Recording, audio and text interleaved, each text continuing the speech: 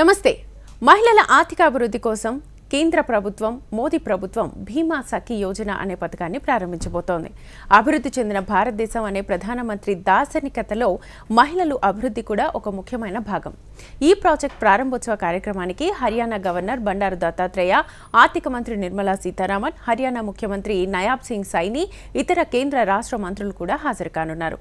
ఇక ఈ విధంగా ఎల్ఐసి యొక్క భీమా సఖీ యోజన పథకం గురించిన వివరణాత్మక సమాచారాన్ని ఈ వీడియోలో చూద్దాం. ఈ పథకం కింద మహిళలకు బీమా ఏజెంట్ ఉద్యోగాల్ని అందిస్తారు. ఇందులో వారికి నెలకు 7,000 రూపాయల వేతనం ఇస్తారు. గ్రామీణ మహిళలకు ఉపాధి కల్పించడం, ఆర్థిక సహాయం చేయడం ఈ పథకం యొక్క ప్రధాన సారాంశం. ఇక ఈ పథకం కింద పనిచేసే ఏజెంట్లకు మొదటి ఏడాది నెలకు 7,000 రూపాయలు చెల్లిస్తారు. వచ్చే ఏడాది జీతం నెలకు 6,000కు తగ్గిస్తామని, ఆ తర్వాత మూడో ఏడాదిలో 5,000కు తగ్గిస్తామని చెప్తున్నారు.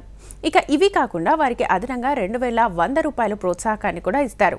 అలాగే వారు నిర్దేశించిన లక్ష్యాలను విజయవంతంగా సాధిస్తే వారికి అదనపు కమిషన్ కూడా చెల్లిస్తారు. మొదటి దశలో 35,000 మంది మహిళలకు ఈ పథకం కింద బీమా ఏజెంట్ ఉద్యోగాల్ని ఇవ్వనున్నారు. భవిష్యత్తులో దీన్ని 50,000 మహిళలకు వర్తింపజేయనున్నట్లుగా తెలుస్తోంది.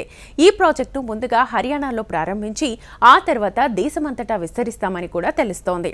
భీమా సఖీ యోజన కింద దరఖాస్తు చేసుకోవడానికి వయోపరిమితి 18 సంవత్సరాల నుంచి 50 సంవత్సరాలు ఉండాలి. విద్యార్హత కనీసం 10వ తరగతి చదివి ఉండాలి.